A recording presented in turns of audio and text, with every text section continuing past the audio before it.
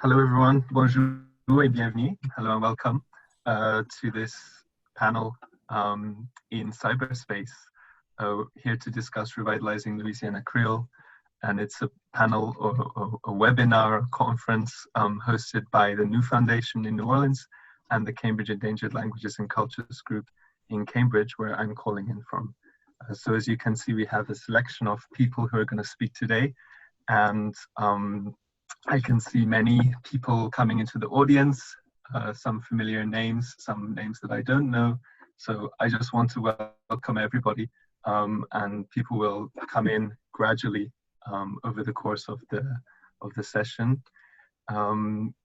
Welcome to all of you, and especially a warm welcome from myself. My name is Oliver Maillet, and I'm one of the conveners of the Cambridge Endangered Languages and Cultures group.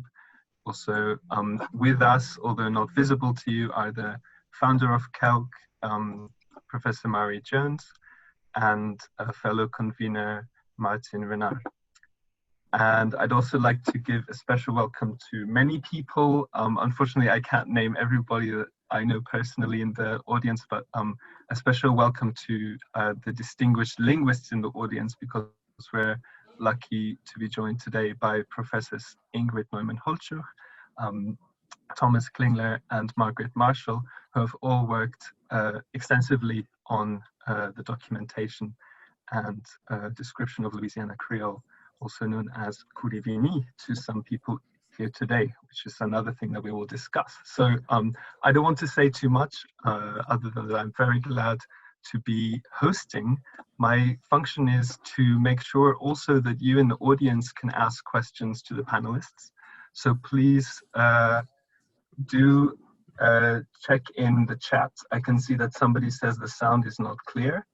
I don't know if anyone else is experiencing that problem. I hope that everyone else can hear me loud and clear. So do check on your side if your sound is okay. Just to give a layout of how we're going to do it today, first of all, we're going to have some introductory remarks, a speech given by Scott Tilton and Rudy Bazenet from the Nous Foundation, which is going to give really a nice overview of everything that we want to discuss today. And then we're going to have two panels. Each of those following Scott and Rudy's speech are about 10 or 20 minutes, including discussion. The two panels will last 30 minutes. The first will be Herbert Wiltz and Christophe Landry giving a retrospective on revitalization, and then we'll be joined by Adrien Guillory-Chatman, Jonathan Maillet, and Nathan Wendte, who will discuss amplifying Louisiana Creole going forward, if you like, into the future of the language. So thank you all for being here. I'm going to hand over without any more talking to Scott and Rudy. So take it away, guys. Thanks, Oliver. So hello, everyone. We're thrilled to be here today as co-founders of the Nous Foundation. Both Rudy and I would like to thank everyone for joining us. It was a pleasure to organize this conference along with the prestigious University of Cambridge. And we would like to give a huge thanks to Dr. Oliver Maillet. Thank you so much, Oliver, and as well as to the Cambridge Endangered Languages and Cultures group. We'd also like to give a huge thanks to the talented panelists who are with us and for their time and commitment. We're looking forward to hearing your presentations and learning more about your instrumental work to promote Louisiana Creole. And finally, we would like to extend a warm welcome to everyone who's participating today, especially the esteemed scholars on Louisiana Creole who are with us. So before we proceed with our presentation, both Rudy and I would like to introduce ourselves. My name is Scott Tilton, and I'm from New Orleans. I had the opportunity growing up to learn French and St. Lucian Creole, but via these languages, I became interested in Louisiana Creole, as Oliver said, also referred to as Kurivini. My interest in French and Creole-speaking cultures of Louisiana brought me to Paris. I worked for several years as a consultant at Ernst & Young on public policy evaluation on projects for the European Union and the French government. And it was while in Paris that I met Rudy, and we had the opportunity to launch and spearhead an initiative that saw Louisiana become the first US state to join the International Organization of the Francophonie. Hello, so my name is Rudy Bazenet and I'm from France. So my background is in diplomacy, and I had the opportunity to work at the French Ministry of Foreign Affairs for over 7 years on cultural outreach and international cooperation. I would say that my academic and professional focus has always been on the US. So having lived there, I became really interested in the diversity of linguistic communities that are found around the country. So I was very happy to work with Scott on the initiative to have Louisiana join the Francophonie. And from this work, we developed the Nous Foundation, which is a nonprofit cultural institute in New Orleans dedicated to promoting Louisiana Creole and French. So we'll present more on Nous in a few minutes, but first I'd like to introduce this panel. So this panel is focused on building bridges. We could say that Louisiana Creole is at a critical juncture in that two trends are coming together right now. So first, momentum has been growing to promote this critically endangered language. There seems to be a sense of urgency that a new generation needs to step up and learn the language. Second, new opportunities have emerged that will allow us to integrate Louisiana Creole revitalization into global efforts to promote language diversity. So the bridges that we want to build will connect local momentum with global capability. We're going to highlight what has changed that necessitates building those bridges today and what specifically can come from inserting Louisiana Creole into global language revitalization efforts. So I guess I want to start maybe by discussing the opportunities that have emerged in the past couple of years. I think there are two major, I guess we can call them breakthroughs to a certain degree that impact directly the future of Louisiana Creole. I think one is that being multilingual in the US is gradually becoming less stigmatized. And I think also the Louisiana's joining the Francophonie puts us in touch directly with the majority of Creolophone countries and regions and offers a recognition of our heritage languages. So I guess to the first breakthrough, for decades, there was a stinging stigma in the United States that speaking any language other than English was somehow antithetical to being American. I think this bias drove policies and social pressures to abandon Louisiana's heritage languages. And while some of the policies attacking Louisiana Creole and French formally were withdrawn from the state's constitution in 1974, I think some of the social pressures seem to have stuck around. And in recent years, this has lightened up. I think when you look at it, speaking Louisiana Creole and French has this sort of allure. I think a lot of people who will be speaking on the panel today, a lot of them as Caribbean speakers have probably found themselves in public speaking the language where someone has stopped them and kind of had an entire conversation around their speaking it. And I think there's this intrigue and fascination with these languages. And so I think that there's also a strong desire to learn Louisiana Creole and French, and that most people regret that they did not learn these languages from their parents or grandparents. There's also a growing recognition in Louisiana and globally that speaking several languages does not impede knowing another. In short, it's not a zero-sum game, languages add up. And so I recognize that 2020 may not be a banner year for multilingualism, I think, but the hotly contested debate about what it means to be American right now is creating more recognition that many cultures and languages existed prior to different regions joining the US. This is true about indigenous languages, this is true for Spanish or in Louisiana Creole. In Louisiana, many people seem to be becoming interested in their heritage languages stemming from a feeling that something has been lost. And I think Louisiana Creole as well has the added value, the added benefit of having a kind of diasporic community from Los Angeles all the way to New York that feels a close affinity with South Louisiana culture. This creates a unique opportunity to engage a growing public. The second breakthrough that we can kind of look at is Louisiana is now a part of the Francophonie. The Francophonie is the second largest international organization after the UN. It brings together 88 countries and regions, 1 billion people, and 16% of the global economy. And when you look at this organization, so Rudy and I launched the initiative starting in 2016 to have Louisiana become the first US state to join the Francophonie. And the opportunities that we saw and think that have become apparent for Louisiana over time is that there's, first of all, a sort of symbolic recognition that for the minority linguistic communities of Louisiana. And this is important because Louisiana became a part of the Francophonie on having these communities and something that makes us really unique, and that in recognition that these communities exist and they're part of our future. I think there's also an element that's important, which is that we can strengthen the cultural, institutional, and economic ties within different member states of the Francophonie. Being part of this organization, we now have these kind of an entire network at our disposal to be able to initiate those conversations. And maybe a third element is that being formally part of the Francophonie helps reinforce the rationale in Louisiana and even other parts of the United States to help pro-language policies, whether it's immersive education or other different policies that we want to pursue. And so while the Francophonie brings together French-speaking countries and regions, what's often sort of overlooked is that it also brings together nearly every Creolophone country and region as well. If we want to organize conferences, workshops, visit schools where French-based Creole languages are integrated into the curriculum, then the Francophonie is a network for us to really to leverage and use in that way. I think a wonderful example that Rudy and I were talking about the other day is that in France, there's a system called l'agrégation for it's kind of a teaching exam, and it's for Antillean Creole. There's a corresponding pedagogy and curriculum that corresponds with learning and taking the agrégation. This could serve as a model for us to help kind of think about how to develop curriculums for Louisiana Creole in addition to the resources that are already being developed today. And the Francophonie also promotes multilingualism as a core tenet. I think we can think of multilingualism, of course, as being able to speak 2 or more languages, but it's also about creating the conditions that allow people to use those languages. And this is important in the sense that the message of multilingualism, especially in kind of the Francophonie, has broadened from just being this kind of French and English divide wherever you go, in becoming this kind of understanding that there also needs to be the creation of the conditions to have other languages where French is spoken. And it's also in this way, many cultural institutions promoting French have experience with messaging and developing programs designed to promote multilingualism, whether it's in the classroom, resources to learn at home, or even providing services for people who speak different languages. And so in the United States, cooperating with organizations across the Francophonie could really be powerful in our own efforts to promote Louisiana Creole.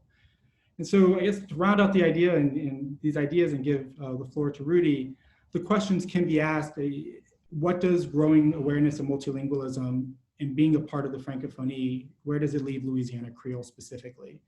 And I think it offers an opportunity to find new partners and organizations that are tackling similar questions about minority language education, encouraging language transmission, and expanding access to language resources. It also offers an opportunity to place promoting Louisiana Creole as part of a global efforts to promote endangered languages, and in turn build visibility inside of the United States, which I think is very important. It's one thing, maybe thinking about how we can change a little bit of the perspective by looking outwards towards the Francophonie and the different Creolophone regions around the world. It's one thing to think of Louisiana Creole as having 10,000 speakers in a country of 320 million English speakers. But it's different when we look outwards towards the Caribbean and the Creolophone world, where millions of people are tackling similar questions about their languages. Louisiana is built on its linguistic and cultural diversity, and Louisiana Creole is a pillar of what makes our region so unique. So now that we've identified the opportunities associated with revitalizing Louisiana Creole, how do we bring them to life? So 2 elements seem necessary, community engagement and institutional support. So community engagement is getting together, making everyone's voice heard, and creating original content to promote Louisiana Creole, which is instrumental to reach out to potential speakers. Based on what we've learned, community engagement for Louisiana Creole has been growing steadily over the past decades. For instance, initiatives led by some of our panelists today, who have worked relentlessly to create resources in Louisiana Creole, have been key in helping the language gain visibility. In my own experience, for instance, I've been learning Guillory-Chatman using the language primer to learn Creole, as well as Christophe's conversation course, for instance. And I never would have been able to learn the language had it not been for them. So it's a prime example of how native speakers, advocates, and linguists can come together via community engagement and develop resources in Louisiana Creole to draw in someone from France, in my case. So with this in mind, we can see that there is an incredible energy on the ground, and we want to amplify this energy and channel it into concrete programs for the language. So this is where institutional support comes into play. We started working on Nous after Louisiana joined the Francophonie because we saw proof of what we could achieve when people came together. In talking with community activists, scholars, and public officials, the common feedback that we received was that there was a need for a single place where people could come together and find resources to learn Louisiana's heritage languages. So from this feedback, we identified that institutional support could help revitalize Louisiana Creole in 3 key ways. So first, institutions have the ability to bring people together locally in Louisiana and online, so people can use the language, and which is critical in its transmission. So bringing people together also paves the way for sharing innovative ideas. Just take today's conference, for instance. We are all getting together, and it's a great way to have a forum to talk about Louisiana Creole together and learn from different experiences. Second, institutions are able to set up programs and partnerships that insert Louisiana Creole voices into global conversations on language revitalization, and also foster international exchange. And finally, the ability of institutions to raise funds is critical, because finding funds for a project should never be a major roadblock when it comes to something as important as keeping a language alive. So these roles that an institution could serve is what we have designed the Nous Foundation around. We view Nous as building bridges both locally and globally. So how do we do that, you may ask now? Well, locally, we have been spearheading the creation of a community with over 2,000 members already. We've been publishing resources in a modern way that highlights these cultures, music, interviews, awareness campaigns, for instance, as well as conferences that bring people together, just like this one, for instance. So we want to, in time, become a direct incubator for projects in Louisiana Creole. Globally, we want to encourage idea sharing with Creole-speaking countries and regions around the world by working with our partners to help Louisianans travel to other countries and encourage thought leaders to come to Louisiana as well. To do that, we've already signed partnerships with over 12 institutions across the world. And as an example, we recently became a founding member of a network called Le Réseau International des Maisons des Francophonies, that brings together over 40 Francophone institutions in 16 countries. So we now have a direct channel with these institutions to develop projects and programs that will help us exchange ideas and best practices. So overall, we'd like for people with projects in Louisiana Creole to view us as a resource hub where they can find the tools to realize their project and an active community, not only in Louisiana, but also around the world, to integrate Louisiana Creole as part of a global network. So the question is, where do we go from here? Well, the panelists who will speak next will share their experiences and ideas for revitalizing Louisiana Creole. From our perspective, increasing the occasions where everyone is in the room is critical. Well, even if that room is virtual right now, but hopefully we'll be able to get together in person soon. If we're here today, it's because we know that we care about Louisiana Creole, and we believe its future relies on people getting involved and learning the language. So this alone is a bridge that brings us all together and should inspire us to keep building bridges globally. Thank you. Thank you very much, Scott and Rudy, for your presentation, for your speech opening this panel and giving us a lot to think about and discuss, as indeed you said. I'd just like to remind all of the people who are attendees, that is, those listening in, you can ask questions to Scott and Rudy in the chat box. So do that, and I will do my best to sort of manage that. But first of all, I just wanted to ask, both of you have different geographic backgrounds. Scott, you're native of New Orleans, and Rudy, you're coming from France into Louisiana. So I'd like to ask you how you think your perspectives as an insider and outsider, if you will, have contributed to how you're building your foundation and how you're thinking about the projects that lay ahead for the Creole language in Louisiana. Well, I would say that had all the global elements that I've been talking about in mind when we started working on our foundation, being from France and working on the US and on Louisiana. I remember when I first heard about Louisiana Creole, I was pretty impressed because I had no idea that Creole was still spoken in the US. And I thought it was great because there is so much to do when it comes to multilingualism in the United States. I think it gives a completely different image of the country. And I think that Louisiana is well positioned to show itself as being multilingual and to develop concrete exchange with other countries. So I was very interested in that. And I also think that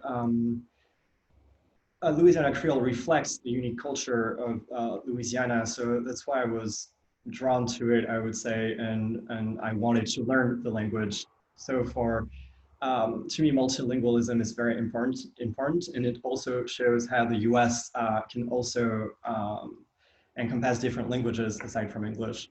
That's a good point. I think it's interesting as well. I think maybe having grown up in New Orleans, and I always joke that Louisiana is as much a lifestyle as it is a place.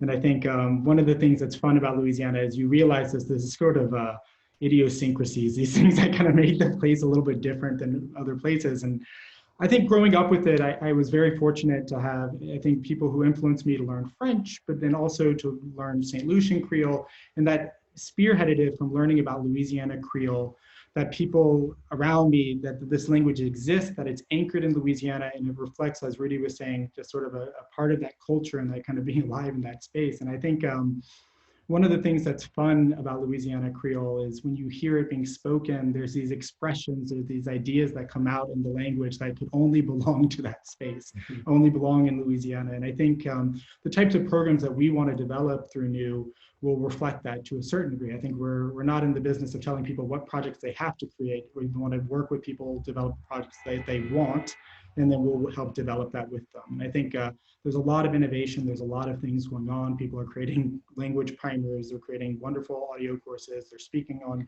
virtual rooms. And I think that there's a lot of base to be worked on that we can help develop out. Thanks, guys. Thank you for your answer. I'm seeing that more questions are coming in. And I'd like to just hand over actually to Nathan Wendte, who asked a question in chat. Maybe Nathan, you can unmute yourself and ask yourself. Sure. So I find that a lot of projects just in the scheme of language revitalization around the world live or die on the basis of the relative availability of either time or money. In many cases, both. So in what ways do you envision Nous being able to help facilitate the availability of these resources to people who want to create projects in Courivini or about, or in other ways support the language revitalization effort? It's a really great question. I think resources and time are always kind of the sticking points. And I think one of the things we were thinking about with Nous is we're fortunately, two elements to it. One is that as a nonprofit, and we fortunately got our 501c3 status, so we can apply for different grants. And I think there are a lot of different grants out there, first of all, to support endangered languages, but also places and governments that support these programs and all these types of things to promote the idea of multilingualism. So I think that if you come to some of the organizations with a multilingual project from the United States, there's sort of a natural draw and an interest that people have. So I think that there's we've been able to identify quite a few resources out there, different grants we can apply for.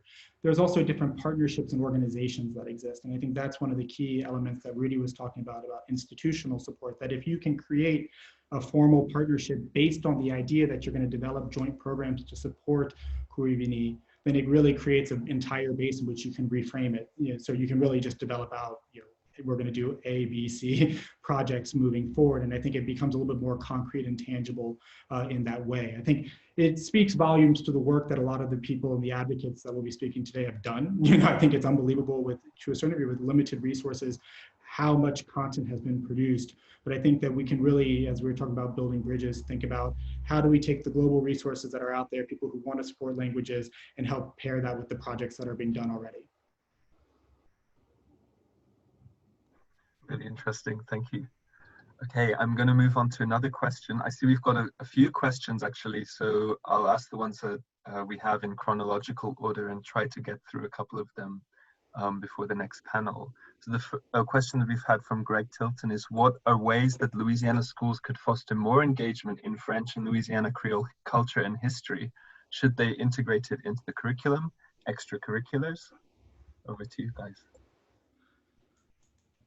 Yeah, I mean, I think, yes, I think that there's a lot to be done. I think there's a lot of education specialists here, and I think that can speak about how that would be integrated into a curriculum. But I think that there's a lot of ways. I mean, maybe it's anecdotal to a certain degree, but thinking back on my own way of learning Louisiana history, I think it's skirted a lot of the nuance of the history. I think one of the things they say, maybe in Louisiana is sometimes the ability to hold two contradicting thoughts at the same time and just understand the culture through that. And I think one of the things that's important about Louisiana Creole culture, language, and the way that Louisiana developed on that foundation is that it really sets us apart within the South, but also we can think about ourselves as being part of a global region. It's part of the broader Caribbean. It has these transatlantic ties with Europe. It has all sorts of kind of the influence of the African diaspora. I think that there's all of these influences that come to create Louisiana.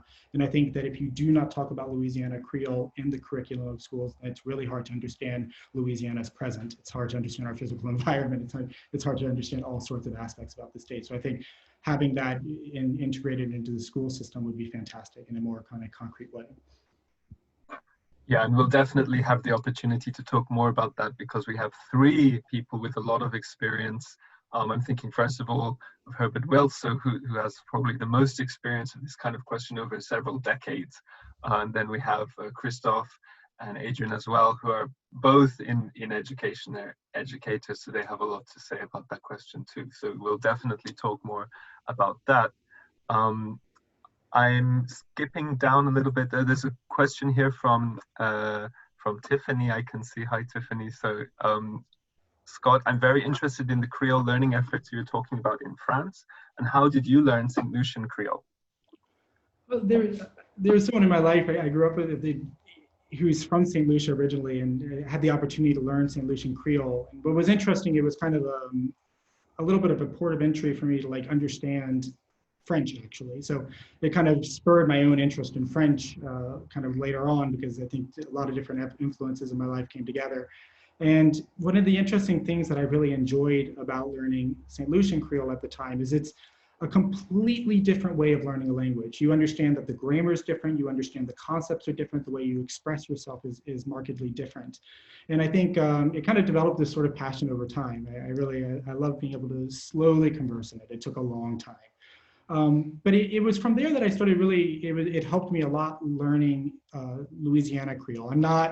There's a lot of people here who can speak, who speak it very well, very fluently, and I'm very much learning the language, but having the basis of learning from kind of learning St. Lucian Creole and then using that as a way to spearhead it into Louisiana Creole has been really an interesting part of kind of just how I've developed in kind of my own interest in Louisiana culture. So I think that's maybe kind of answering that element to it. And I think it's also maybe a quick point on that is it's been fun to think about the Louisiana Creole in the context of having lived in France for several years, because in some ways it creates a lot of some similarities with this kind of different sphere and being in another culture in France and talking about Louisiana Creole and having this kind of maybe a surprise moment that these languages exist in the United States and it becomes part of the identity of being a foreigner in the from the United States and France.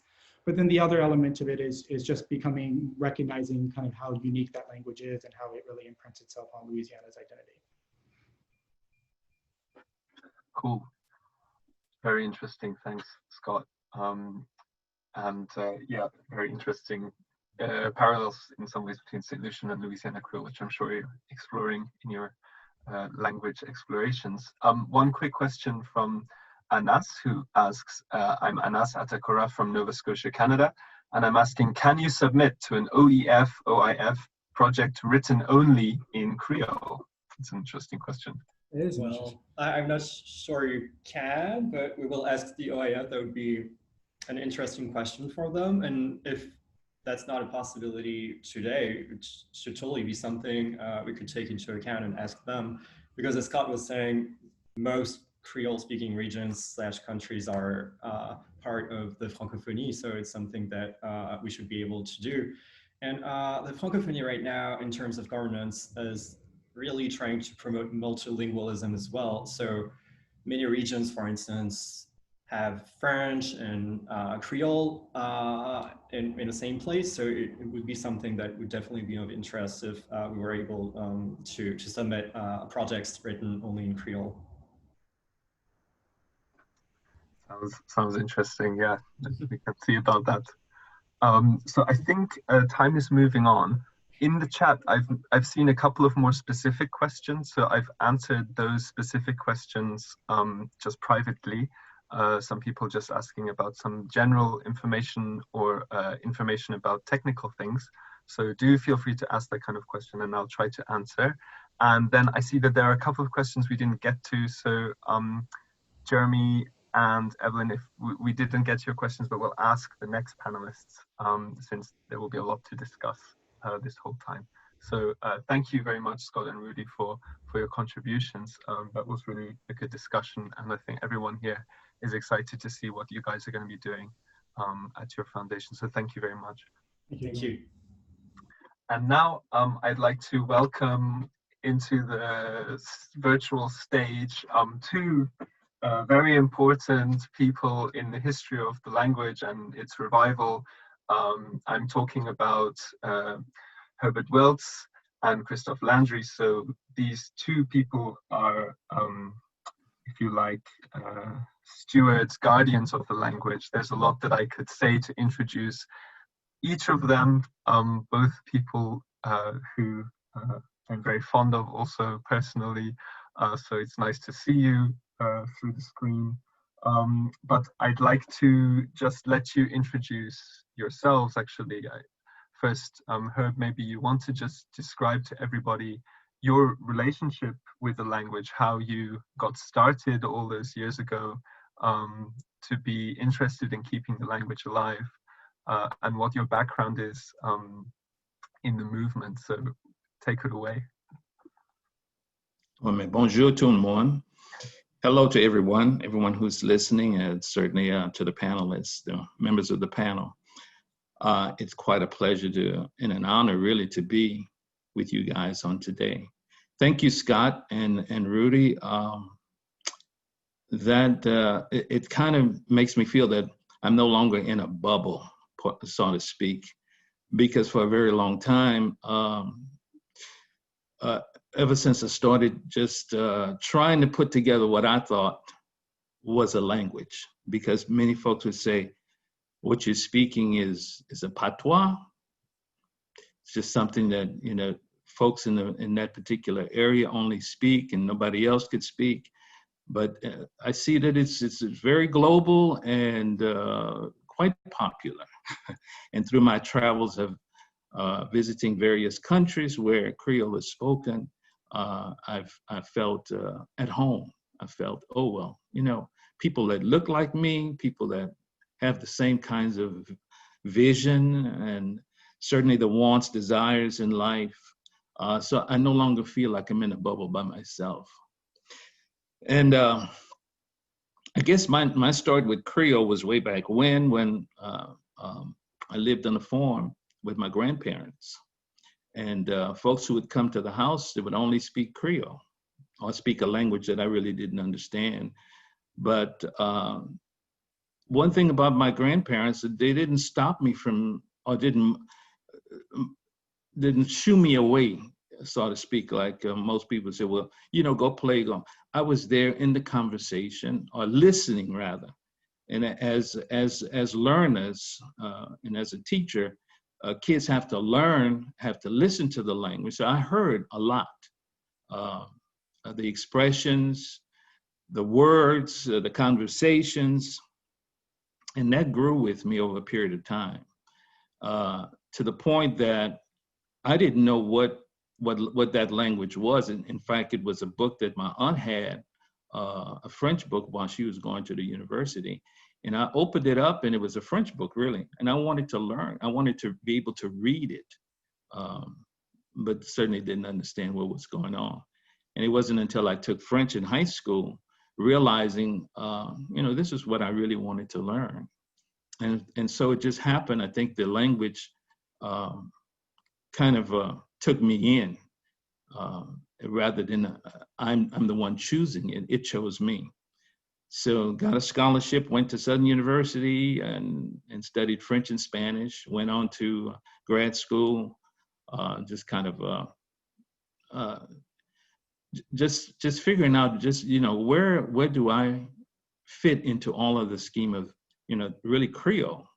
should I abandon that? And a lot of times with learning it, folks would say you cannot learn French and still keep the Creole, or want to speak Creole at the same time that you're trying to learn French. But I used that language to help me to learn the language. And so it wasn't until I started teaching Spanish that I realized that we could do something with Creole.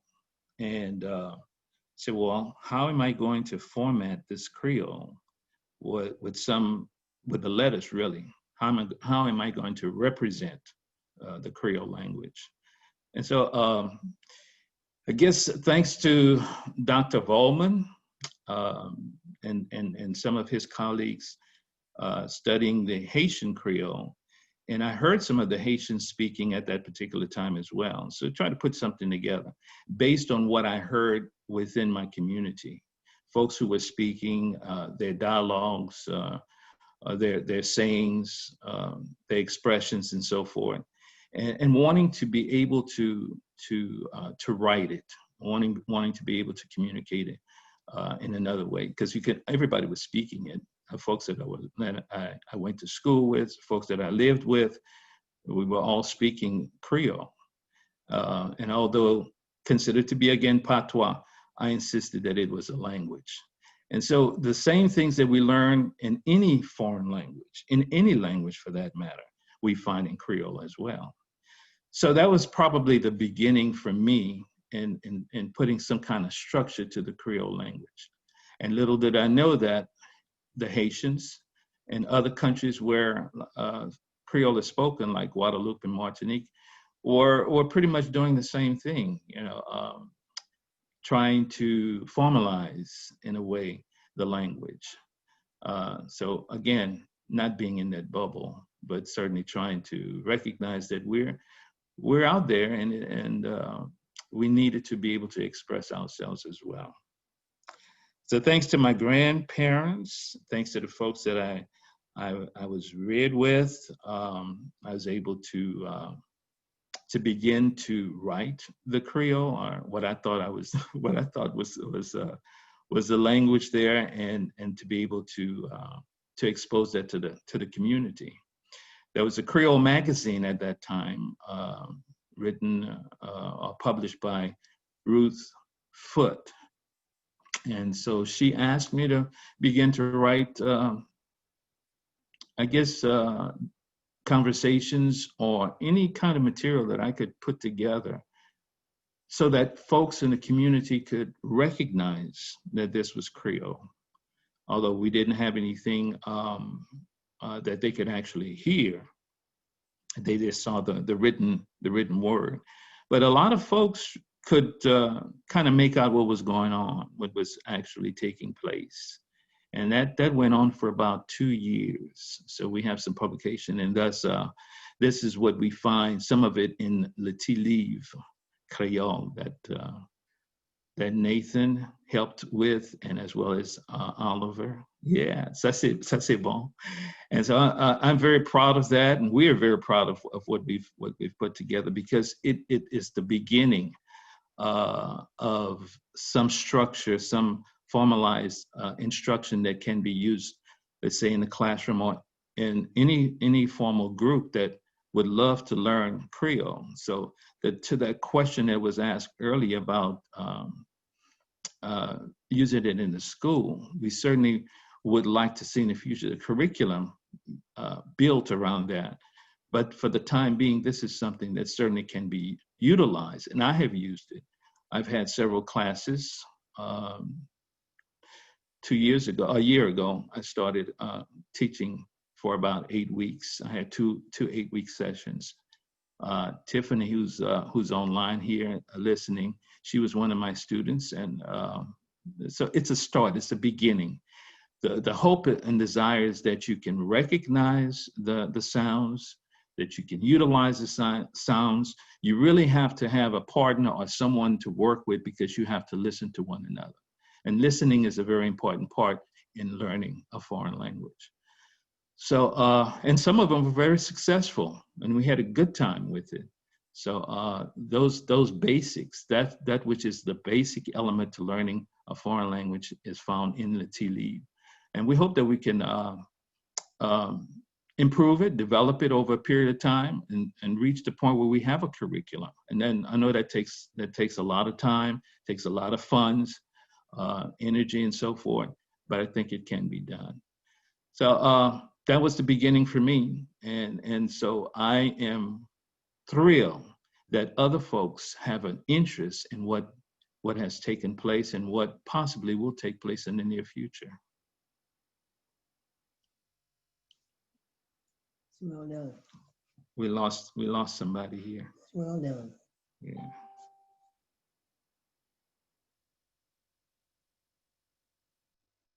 We lost Oliver himself. Yeah, we lost Oliver. Anybody has any questions on the panel, or maybe somebody's chatting and they can ask questions?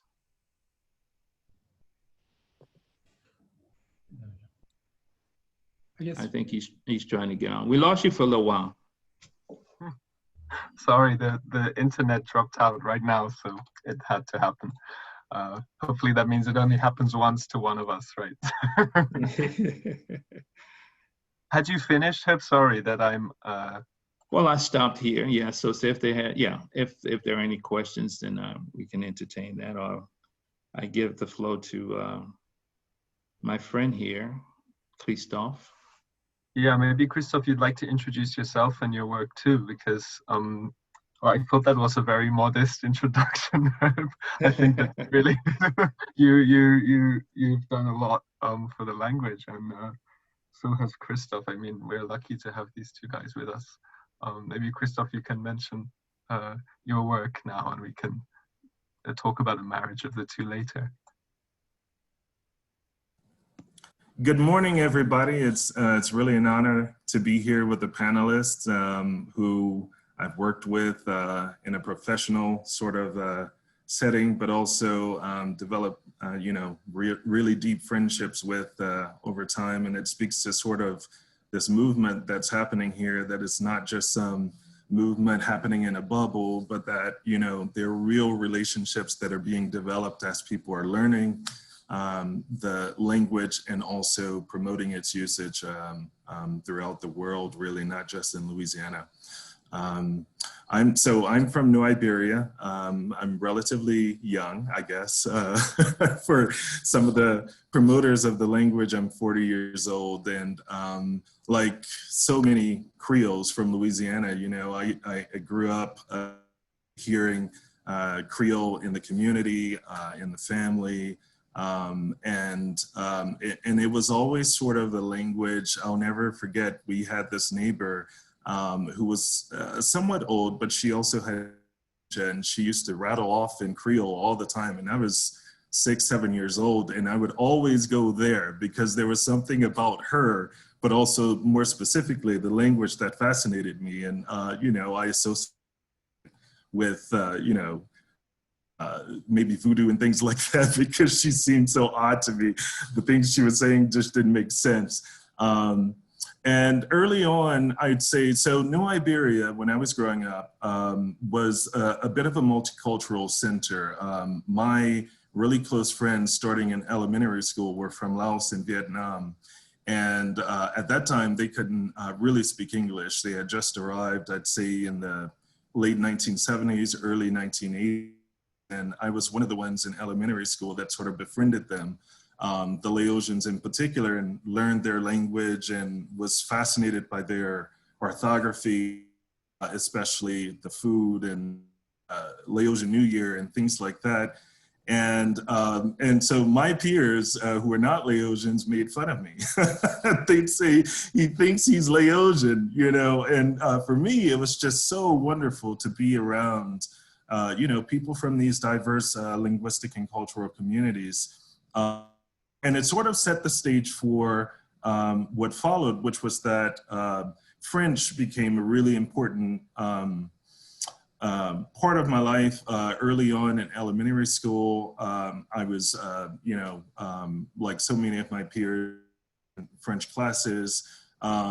And my teacher, Miss Dardon, she would always tell my mom, there's a sparkle in his eyes. There's something there. And that carried on through high.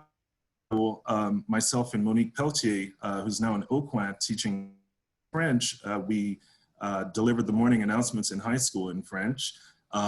We were also part of the sister city twinning between New Iberia and its sister cities in Belgium and France. And every year we would the school board to house the students that would come and spend time in New Iberia from those sister cities. And that was great. Developed really deep friendships there too. And then Philippe Gustin somehow found me and started asking me to give tours to visitors who were also part of the Sister City Network in Louisiana that would come and would go to Tabasco and places like this. And so I would sometimes do that as well. And then I decided, okay, initially I wanted to become a doctor, a gastroenterologist, and work with Doctors Without Borders in French-speaking countries.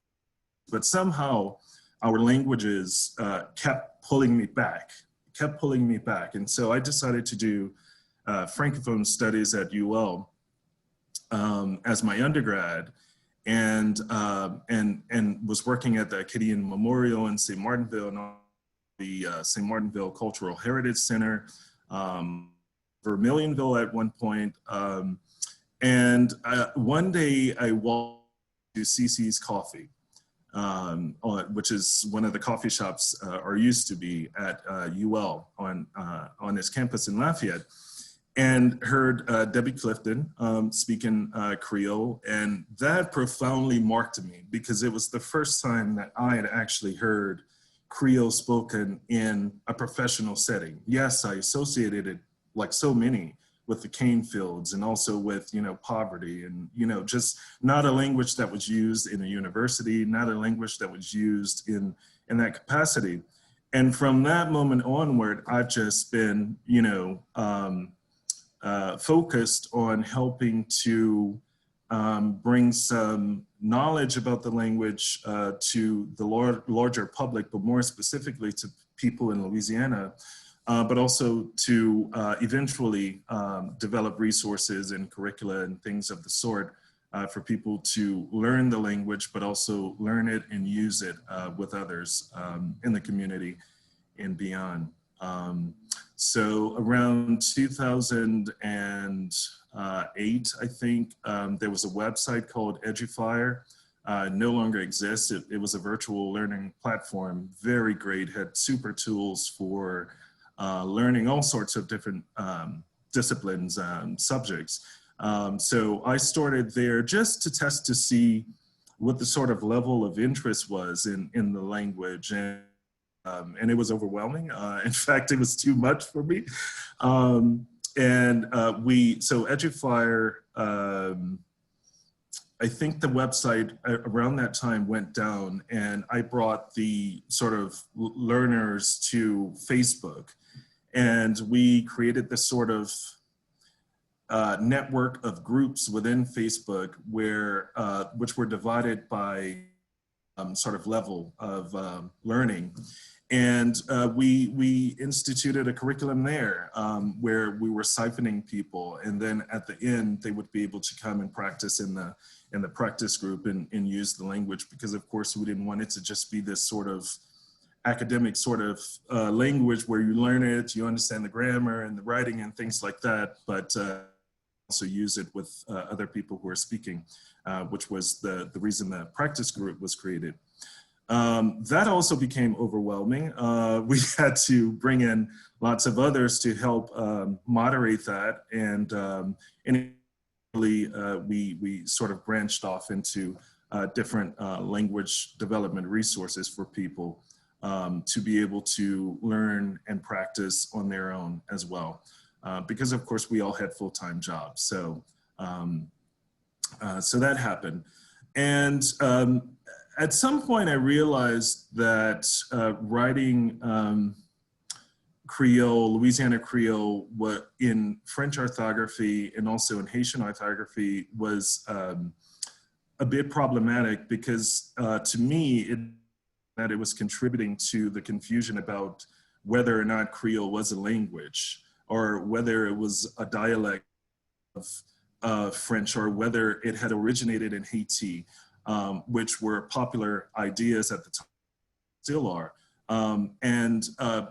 My sense of it, that because the language was written in French, and French was billed as a foreign language rather than a Louisiana language, there was a sort of disconnect where learners, just sort of, because it was written in French orthography or Haitian orthography, people saw it as sort of from a distance. And so I thought that it would be a great idea if we would develop our own orthography, and orthography that was in some ways similar to the Haitian orthography, which is phonetic, but also visually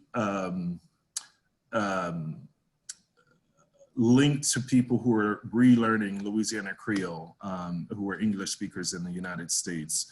And so from this, I brought some folks in to help develop this orthography. We worked on it for 2 years, and then published the Guide to Louisiana Creole Orthography in 2015, I think, or 2016. And this is the orthography we've been using ever since. And because of course there are orthography wars and always issues about representation of the language visually, we knew that going in, but overwhelmingly people have adopted the orthography and are using it, from the Philippines to Louisiana to France, West Africa, into the Caribbean, which is great. Thanks, Christophe, merci. And thanks both of you for giving an introduction to your work in a retrospective indeed on revitalization for Louisiana Creole until now. We have about 10 minutes left for this section of the discussion. So I wanted to just start by asking you quickly, you mentioned the orthography just then, Christophe and Herb, when you introduced yourself and your work. You mentioned also your initial explorations into being really, the first person writing this language down so that others could start to learn it. These first explorations in how to get the basic points of Creole across to people who wanted to learn the language. So now there's an interesting marriage happening between these two orthographies, these two styles of writing the language. I know that, Herb, in your Creole Inc. lessons, you're using Christophe's spelling. So how do you see that relationship? How do you see the relationship between these two systems for writing Creole, and how important do you think it is to have these discussions about spelling? I think that it has really opened the idea that there's not just one way or the way to express the Creole language. Just like with Haitian Creole, Guadeloupean Creole, or any other Creole, there are several ways in which they represent their language. But it has opened the door to the idea that that does exist, and how we eventually pronounce words and how people actually see it. That's the development of the language in itself over a period of time. That's why I think it's a living language, because it evolves. So I think it's beneficial, and it has opened the doors for me to see that there's a lot of variety there, and I'm grateful for that. The students with whom I've had the pleasure of working with, the adult students with the language, have a great appreciation and can see. It's logical. It's very logical as to what they're seeing and what they're hearing, and how they're able to express themselves. And it's not it's not like having a conversation as we're having now, but certainly it's the beginning of an appreciation of the language. And I'm very, very, very glad that that does exist. So to answer your question, the marriage is wonderful. Yeah. Yeah. Okay. And Christophe, what's your experience on your side? I was going to ask Herb, actually. By the way, folks, Herb, I didn't grow up knowing Herb, but Herb knows my family quite well, who are from St. Martinville, Blessers, and others. So yeah. The fact that we really came to, doing the same thing, that I followed in his footsteps, really, is really amazing. But I was going to ask you, so in the 1990s, when you were preparing, your lessons for Creole magazine, orthography must have been one of the questions at the forefront of what you were doing. And so how did you decide on which, orthography you were going to use in the lessons? That was the question. What is, and I went to I discussed this with a colleague of mine who was teaching French at the time, Amanda Lafleur and Brenda. They were there at Como High School. That's when I first started in the public school, and they said, "Well, we don't know." So I pondered upon that, and that's when I ran across in fact, I had the dictionary in hand, the Haitian dictionary. So kind of looking and studying some of the words that were there and how they were written and so forth, I grabbed hold of that, and that's how I started. And it was working primarily with vocabulary of different kinds of subjects, that I just initially started writing what I actually heard in the community and figuring out how this was said, and borrowed some of the content of that dictionary that existed. And that's what helped me. So the conversation that you see in the Creole magazines are the things that I actually put together, diligently working month to month, trying to put something, trying to write something, and having folks to discover what they may have heard in their conversations with people who spoke Creole. But it was a challenge. It really was. But I'm appreciative of what you have put together, and we can use that. It's very easy from my point of view to be able to write the Creole that we do speak here now. It's logical, very logical. So thank you.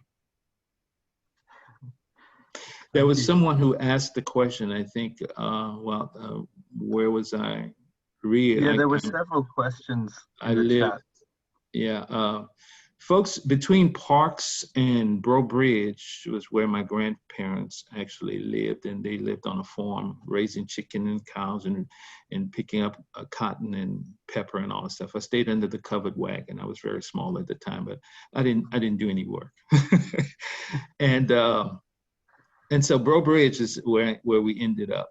And it was in Bro Bridge that my grandmother was, she was a hairdresser.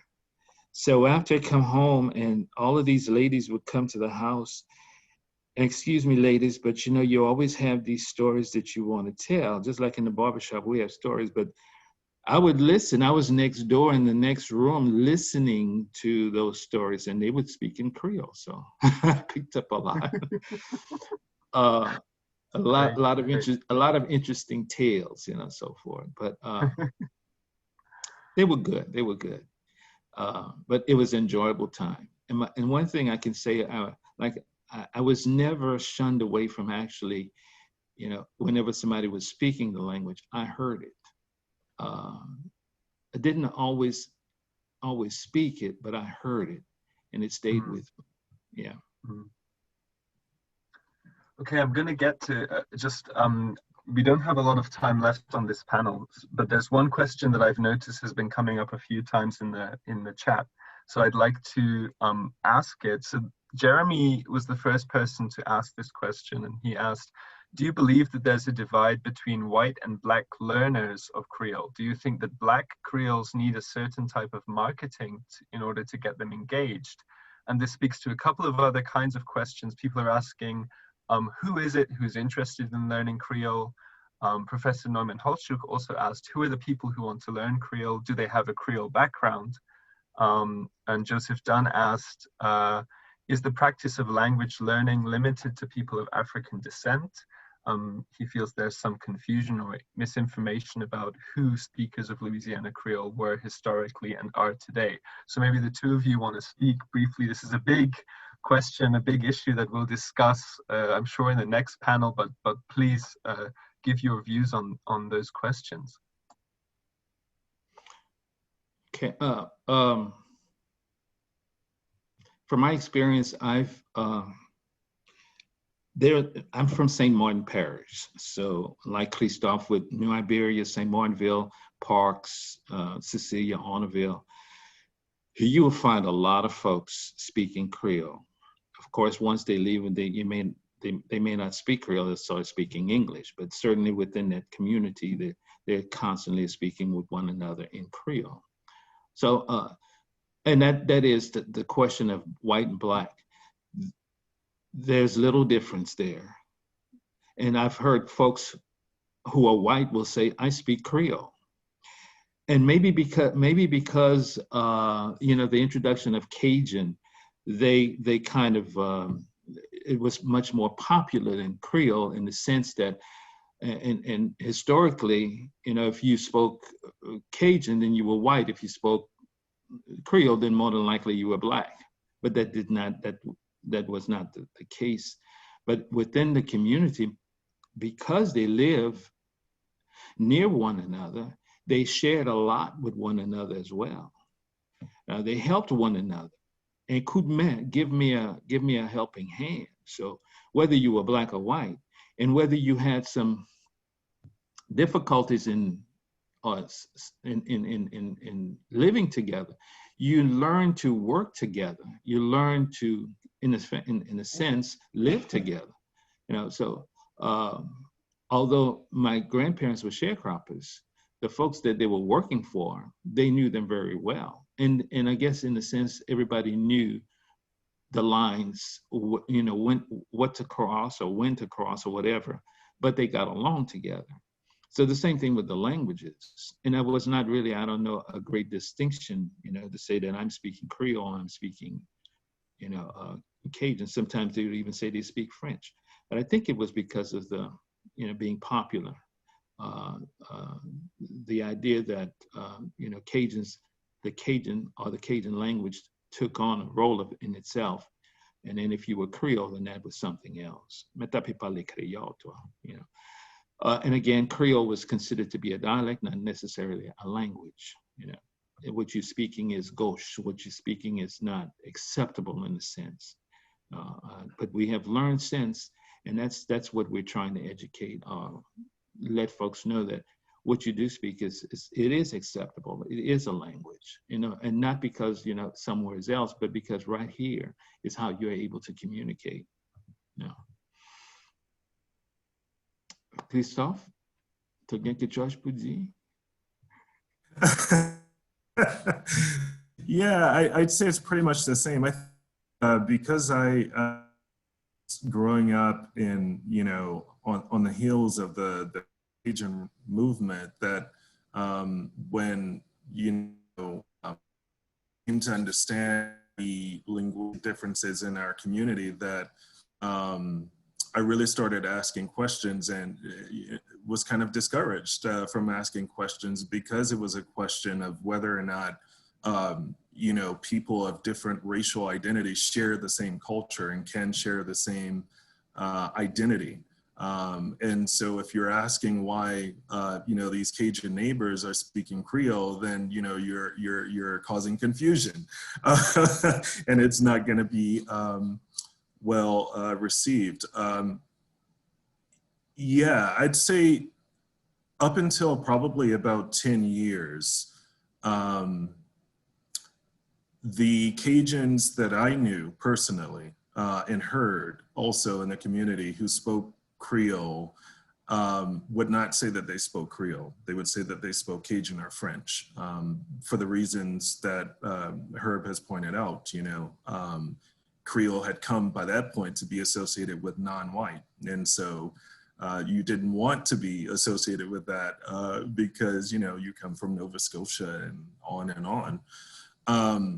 And so part of the strategy, I think, in the language movement for Creole was that we needed to figure out a way to bring in, to bridge the racially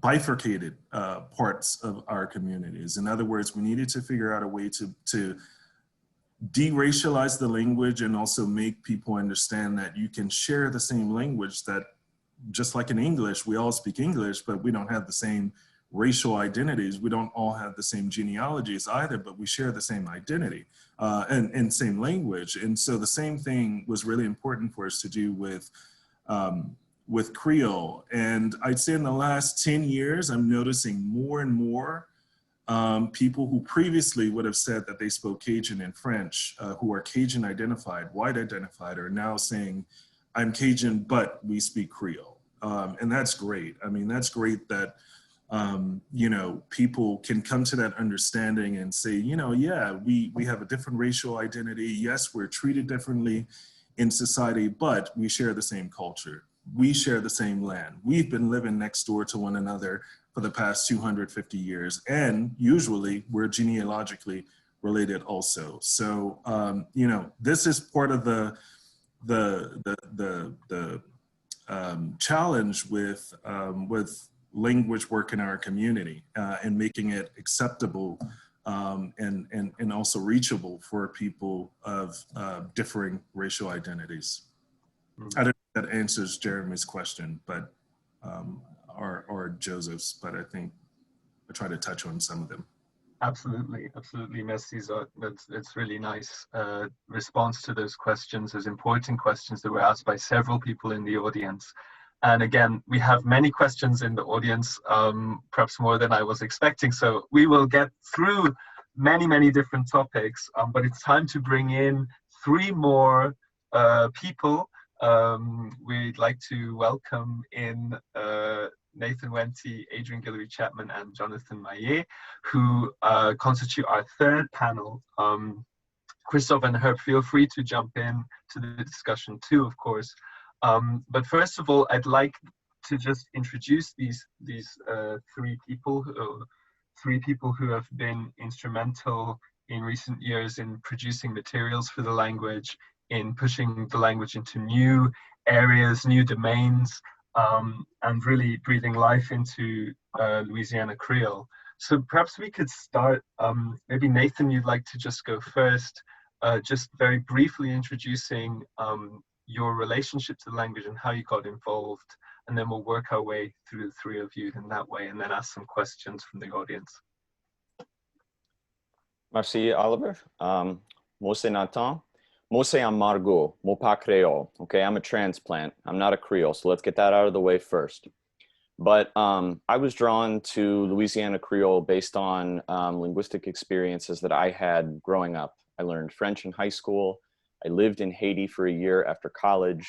And when I came back from Haiti, I was a linguistic mess. I was switching between Parisian French and Haitian Creole, and no one could understand me. That was until I went to Vermilionville and met a woman from Henderson.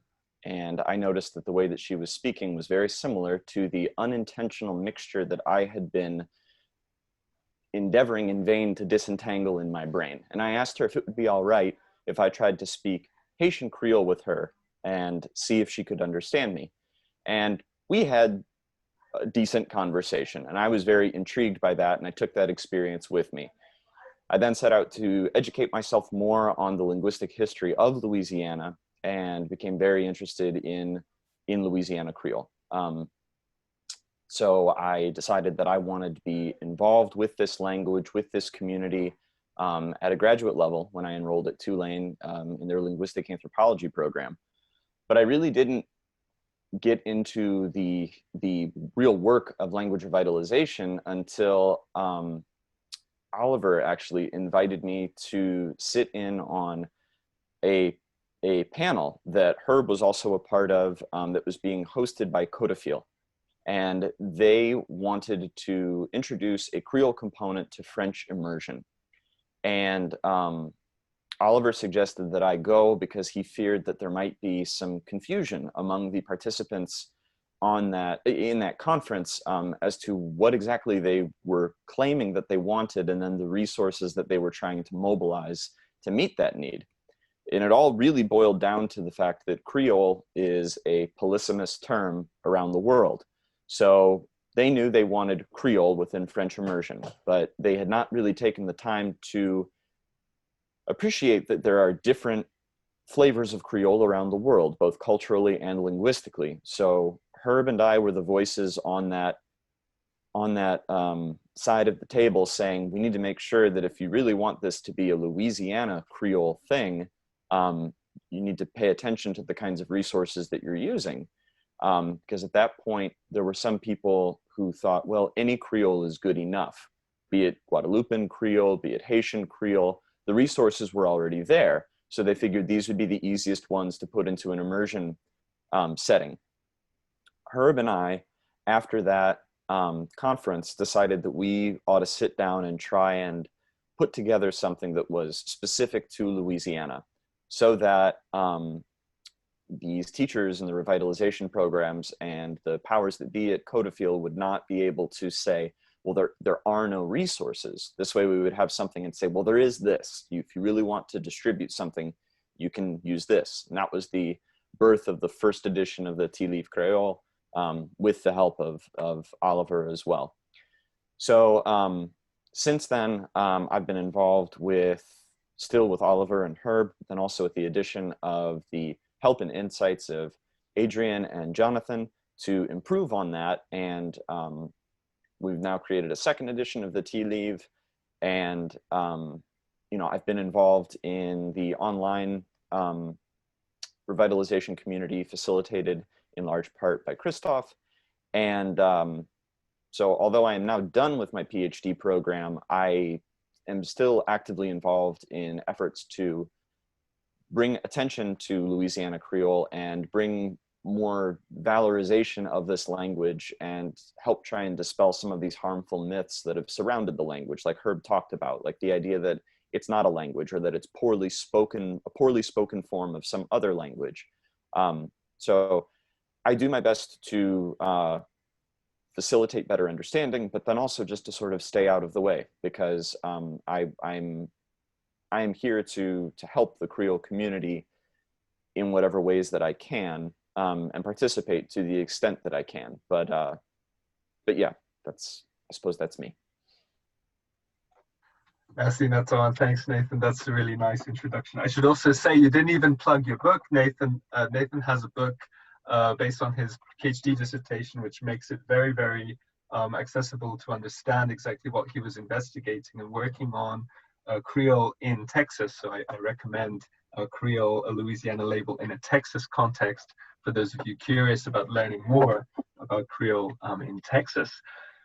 Now, you mentioned the work of some of our friends here, and I'd like to ask Adrien to est-ce que tu voulais parler un petit brin, just to speak a little bit about your work with the language, and especially developing resources for the language, because Adrien has really been instrumental in creating visual resources for learners, for creating a course on the website Memrise for learning the language that's free and available to everybody, and also in a more micro level in teaching the language in her family. So I'm very keen for you, Adrien, to share some insights with all of us. Go ahead, the floor is yours. To mute, Asta.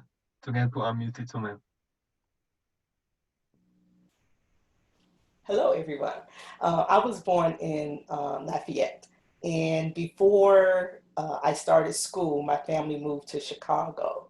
And a lot of people think that, well, you move outside of Louisiana, then all of a sudden you're something else. But within our household, Guillory-Chatman was spoken. We had friends that spoke French in our church.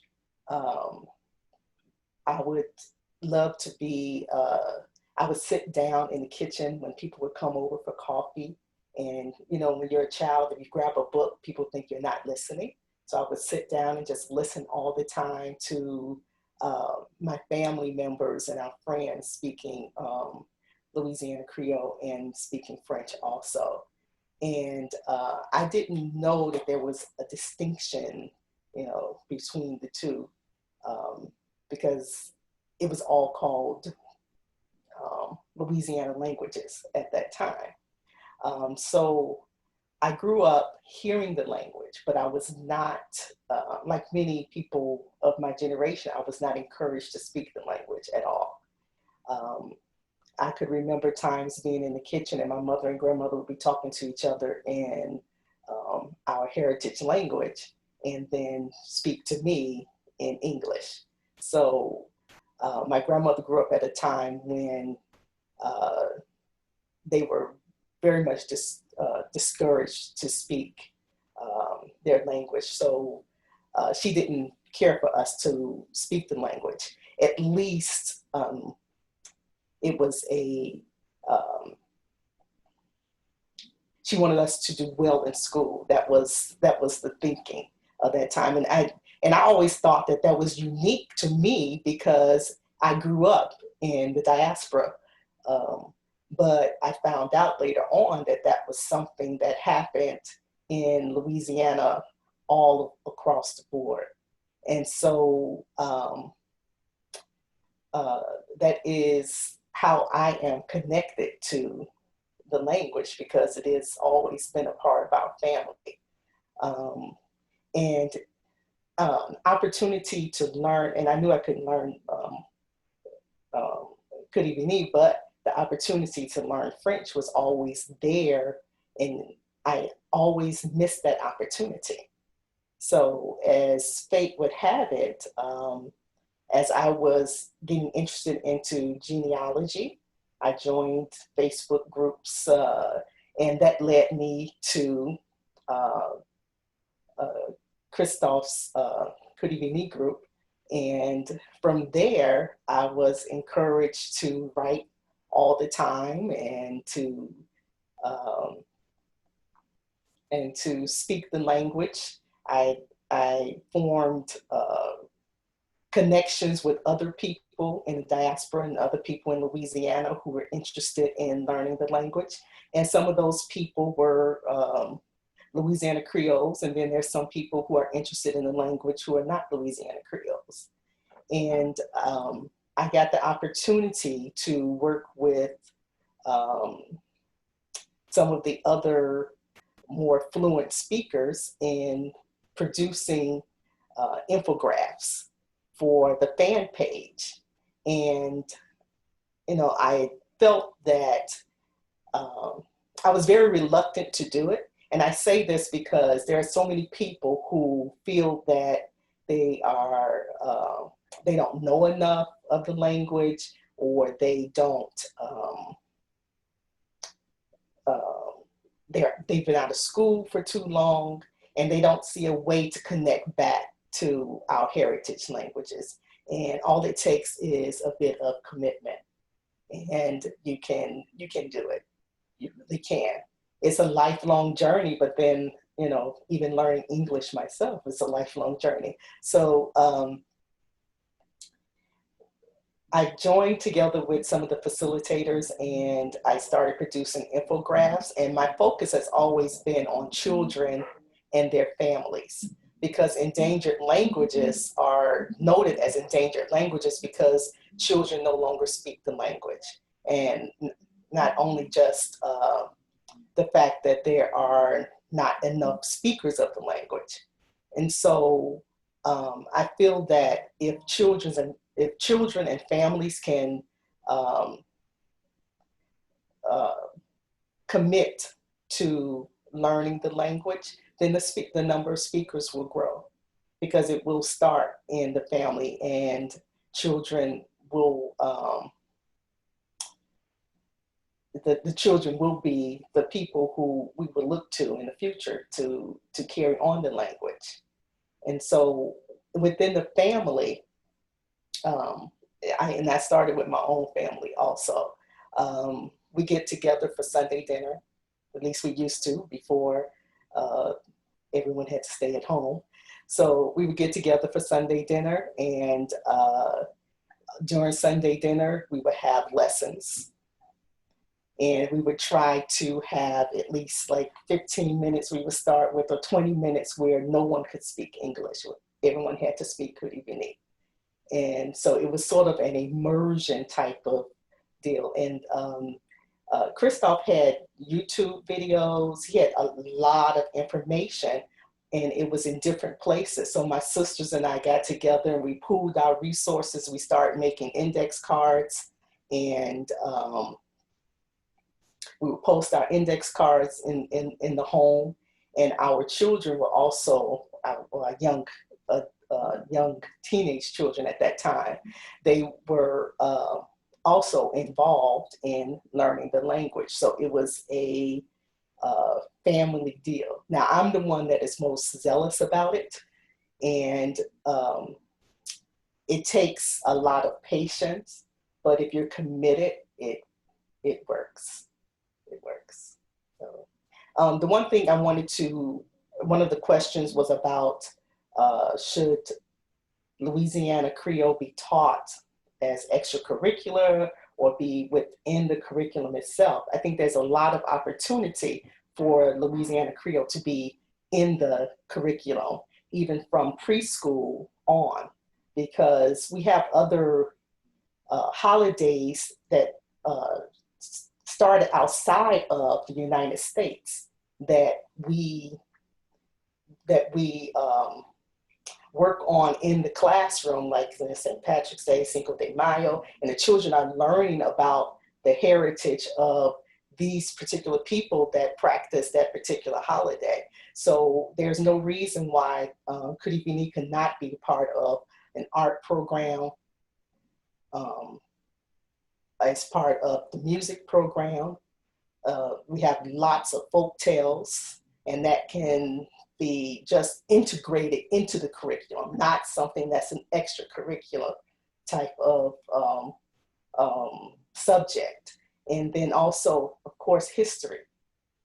Louisiana history, Louisiana Creole began with Louisiana colonial history. So all of those opportunities are there for Louisiana Creole to be within the curriculum itself. And the other thing I wanted to address was the fact of the legacy that my mother left for me. My mother taught me, she was raised by her grandmother. So a lot of what people believe about what it means to be Creole, what it means to be a person that speaks a particular language, I learned from her, and she learned from her grandmother. And she taught me, and the legacy she left me is that we're one people. We're not separated by color. And you don't know who's who or what's what, because everyone spoke different dialects, and it had nothing to do with skin color. So that's what I wanted to add there. Merci, Adrien. Thank you so much for sharing your perspective and sharing with us so many years of really heartfelt involvement with the language. It's really nice. I just want to get to our final panelist. Last but not least, Jonathan Radbois-Farouche-Maillet, who was instrumental in producing the illustrations in the Tilly Creole and is indeed a multimedia artist. Could you speak a little bit about your relationship to the language, and indeed the relationship of your art to the language in the 10 minutes that we have remaining? Thanks, Jonathan. Yeah, sure. I'm Jonathan Maillet. Radbois-Farouche is what Oliver referred to me as. That's feral possum if any of you, have seen that maybe on Instagram or something. But so I'm really honored to be here as well. It's really great to see everybody with, virtual hugs and all that. So for me and art and Creole, it started maybe, I would say my relationship with it started maybe 10 years ago, somewhere around there. I mean, I was in college. I had just finished college at LSU and was starting at UNO. And I started using actually just French in the titles of my artwork. And at some point along in that span of time of getting my master's in painting there, my parents for Christmas one year gave me Thomas Klingler's book, If I Could Turn My Tongue Like That. And, they explained to me, like, my dad's side of the family was from Pointe Coupé, or part of our family was from Pointe Coupé. And so for me, I was like, okay, well, that's cool. I didn't realize that they spoke Creole. But even at that time, I didn't really have a grasp on any heritage language that I had in my family. I knew some words and things like that, but I didn't speak it. And so even trying to read the book at that time, it was way over my head because I had no prior instruction that I could remember. I mean, I did have French and Spanish in school, in elementary school and in high school, but I didn't retain a lot of that. So anyway, I had to relearn a lot of what that was and then go to French immersion before then coming to using Creole in my life, and or Koudivini. And so but really this project, some of you may know Mythologie Louisianaise. There's only like 100 of these printed, but I don't know if you can see it, but on this side, there's French, and on the other side, there is the contemporary orthography of Koudivini that was translated by Cliff Saint Laurent. And it was after getting in touch with Christophe about writing, translating things into Koudivini, where I could go, who could help me with this, and because I had no knowledge of it, and so he suggested that I get in touch with Cliff Saint Laurent, and then so that was something that I found to be really important, at least in my journey in making artwork, that my titles had French in it, and then now started to change to also include Creole. And it was a way for me to sort of meld art and language, because every culture has art and every culture has a language, right? And so the only reason we kind of know about anything from history, pre-recorded history and things like that, is art and architecture. So even hieroglyphs and stuff, that's a language, right? So, but that's also art. So, but what I'm trying to say is that in understanding those things, and even while I was teaching at LSU and BRCC and UNO as an adjunct instructor, I would bring in identity, I would bring in French and Creole words, objects, for still life in my drawing class. I would say, well, I don't have it today, but we're going to draw images of, or I would bring it in if I had it at the time, my accordion. So I mean, like, people would draw something from the culture as like part of the still life, rather than, well, I'm not going to go into how boring some still lifes can be, but they can be. And sometimes you have to like encourage your students to really like look at these objects, and then they ask questions about who uses these, and it starts a conversation about culture and language and identity and things like that, at least here in Louisiana. So with all of those things that I had done previously, and with the Mythologie Louisianaise project, with Cliff and Beverly Mathern, I started to realize that all of the work that I was doing there needed to be in my own work too. And so I now, I make work about this place that, I listen to friends and family members and have my own experiences in traveling around South Louisiana. And actually the region, the Gulf South region, the Gulf South maybe Creole region, because all the way to, Natchez and then St. Louis. Well, that's not Gulf South, but anyway, Mobile. So in like writing things and writing stories in French and translating into Creole, into Kouri-Vini, it's started to like sort of bring in more people outside of the language community, because they're like, I really love art. I have no idea what this stuff is, but this is really interesting. And could you explain more to me, please? And so with my, with being an artist at Arthur Roger Gallery, I did a whole, we did not interviews, but we did sort of like self-interviews, self-portraits of ourselves, by taking a video. They were called Artist Chronicles for this summer during the Corona age, and or Coronage.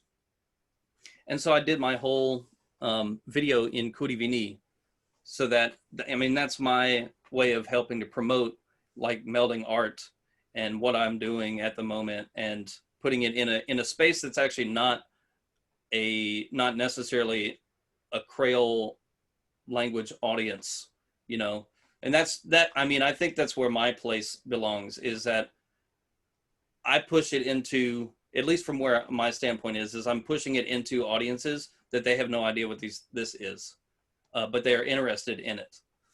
So I hope that answers your question.